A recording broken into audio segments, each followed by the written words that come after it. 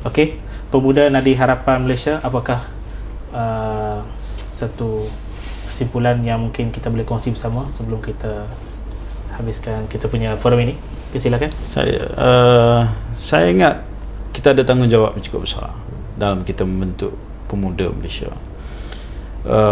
Even secara dalaman sendiri pun saya percaya banyak perkara yang mesti dilakukan untuk membentuk pemuda dalam organisasi yang saya sendiri wakili dalam Pemuda PAS ini. Saya rasa terlalu banyak improvisasi yang kita kena buat, apatah lagi dengan apa yang ada dalam pemuda Malaysia, anak-anak muda dalam negara. Antaranya kita mesti mengembalikan jati diri anak muda yang kita lihat.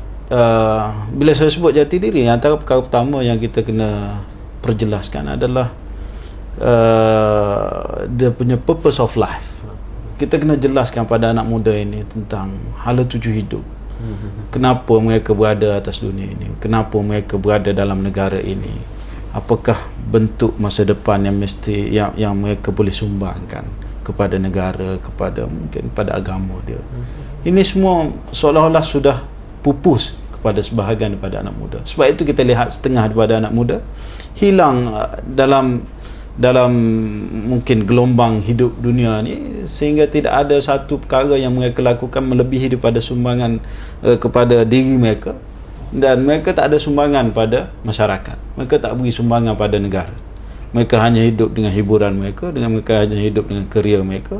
Ini antara perkara yang kita kena kembalikan pada anak muda, jati diri mereka, bahawa mereka hidup ni ada sumbangan yang perlu mereka berikan pada negara mereka, pada agama mereka dan kepada masyarakat. Ini yang pertama. Yang lain, mereka mesti menjadi pemuda yang boleh menjadi pencetus kepada secara praktikal. Tadi secara prinsip, secara kesedaran. Secara praktikalnya mereka mesti menjadi pencetus kepada perubahan-perubahan dalam negara itu.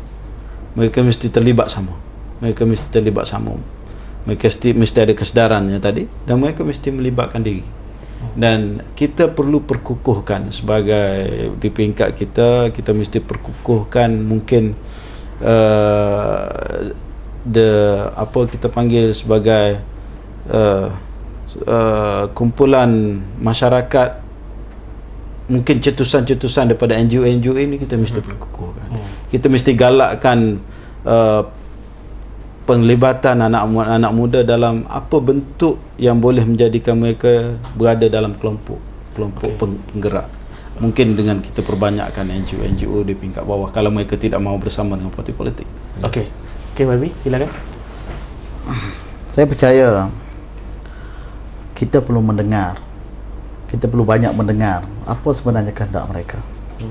Kemudian barulah kita buat strategi bagaimana kita boleh membawa dan juga memimpin mereka. Kadang-kadang mungkin sampai tahap mereka sudah boleh memimpin, kita beri ruang kepada mereka. Mungkin perlu kepada lebih ramai ahli parlimen dan kalangan pemuda. Itu saya setuju sangat. Saya setuju sangat. Peluang-peluang seperti ini mesti diberikan oleh parti politik untuk kita bangkitkan rasa tanggungjawab mereka kepada negara, agama dan juga bangsa. Okey, saya ingat. Okey, silakan. Saya meringkaskan seperti mana saya mengatakan, pemuda itu kebangkitan, bermaksud sesiapa yang mendengarkan secara falsafahnya, kalau kita lihat apabila munculnya Caesar, maka Caesar tidak membina Rom itu dengan mengumpul sekumpulan ahli-ahli senator yang lama-lama, yang veteran, tetapi dia telah meronda seluruh Rom dan mencari beberapa orang pemuda sahaja. Dan begitu juga apabila para rasul dibangunkan dalam satu institut tamadu yang sangat luar biasa ajaib pun sama. Maka seperti mana saya katakan, bagi sesiapa saja yang mendengar ini, secara falsafahnya pemuda itu kebangkitan.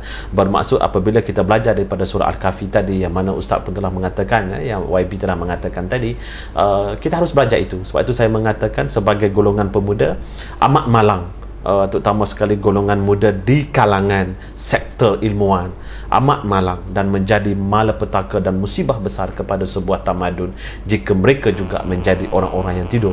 Jadi sebab itu saya mengatakan saya tidak mahu menderu kepada pemain bola sepak dan sebagainya.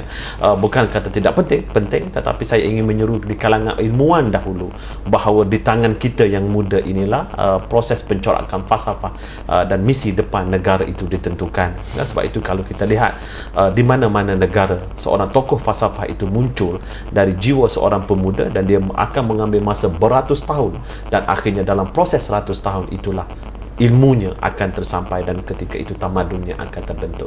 Okey, terima kasih kepada Dr. Buasan Hasbullah, YB Nasir Zakaria dan juga saudara Sabki atas perkongsian tentang tajuk Pemuda Nadi Harapan Malaysia. Jadi saya ingat itu satu kesimpulan yang baik yang kita boleh kongsi bersama, dan mudah-mudahan dengan kita dapat sama-sama menggerakkan apa jua kekuatan yang untuk memastikan bahawa pemuda ni kembali kepada ruh yang sebenarnya, kerana di akhirnya ialah tamadun itu sendiri akan kuat kerana pemuda-pemuda di dalamnya itu adalah terdiri pada golongan yang paling kuat dan paling mempunyai idealisme. Assalamualaikum dan salam sejahtera.